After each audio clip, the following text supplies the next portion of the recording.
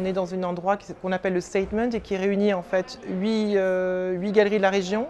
Donc nous avons 2 galeries polonaises, 2 galeries hongroises, 2 galeries slovènes, une galerie tchèque. Et c'est un lieu qui en fait accueille la création la plus émergente, en fait, réalisée par des artistes qui sont nés entre 60 et 80.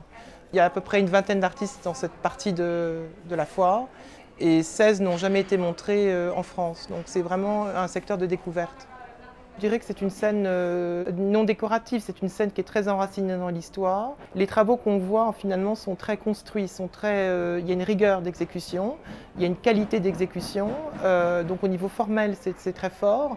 Et au niveau du sens, c'est une scène très intéressante parce qu'elle a été confrontée au choc de l'histoire. L'émancipation de ces pays dans les années 20-30, c'est-à-dire que Prague ou Budapest deviennent des villes vraiment qui sont des foyers de l'avant-garde. Puis après, il y a ce qu'on appelle aussi la période de la division de l'Europe, enfin derrière le rideau de fer. Donc il y a aussi beaucoup de créateurs qu'on va découvrir à Paris Photo qui sont de cette période-là, qui sont des gens qui évidemment ont dû faire face à l'oppression, à la censure.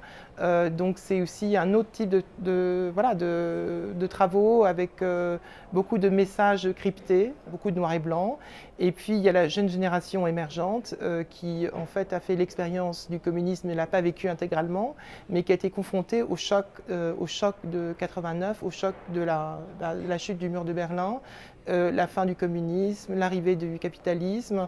Donc ça, c'est une génération qui, elle, est confrontée, disons, à ces bouleversements énormes, qui sont des bouleversements économiques, sociaux, culturels majeurs. C'est comme une conflagration. Et là, en fait, cette génération, elle se cherche entre aussi des questions identitaires, la transition, c'est-à-dire aussi ce changement de système, toutes les valeurs du passé qui deviennent, qui sont toutes finalement désuètes. Et puis aujourd'hui, la société de consommation, enfin un autre modèle de société. Donc c'est effectivement une relation, une histoire qui est très particulière. Ce que montre Paris Photo, c'est que finalement ce sont des scènes totalement distinctives, autonomes, elles n'ont pas besoin de dépendre, elles ne sont pas en train de regarder vers des centres majeurs comme Londres, New York, enfin c'est vraiment des gens qui ont une identité qui est propre, une histoire qui est propre à raconter. Donc ça c'est ce qu'on a beaucoup aimé aussi dans l'approche de cette scène, c'est qu'ils sont très inventifs. Par exemple, il y a un jeune artiste slovène dans le Statement qui utilise sa bouche comme caméra obscura. Donc il y a aussi Miroslav Tichy qui était quelqu'un qui vit toujours, il a 80 ans, mais qui a fabriqué ses propres appareils photographiques.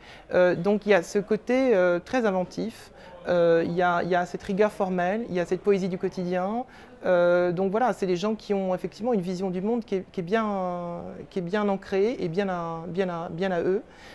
Donc ça, c'est effectivement, je pense qu'ils ont besoin effectivement maintenant de rentrer dans le marché de l'art. C'est une autre question. La question du marché, si la création est bien là, plastiquement, elle est très intéressante, mais ce sont des pays où le marché de l'art est apparu tardivement, enfin après 89. Les galeries les plus anciennes dans ces pays sont nées en 97 et c'est toute la question du marché de l'art. Où sont les institutions photographiques, qui soutient la photographie, y a-t-il les collectionneurs, ça commence seulement des collectionneurs privés. Donc ça, c'est tout un milieu qui est en train de se reconstituer ou de se constituer, j'allais dire, en fonction des pays, parce qu'ils sont tous à géométrie variable. Mais dans l'ensemble, ils ont besoin de pouvoir rentrer sur ce marché international. Grâce à Paris Photo, ils ont la chance de pouvoir entrer dans les collections majeures et d'avoir accès à ce marché de l'art international par lequel toute création doit passer pour exister.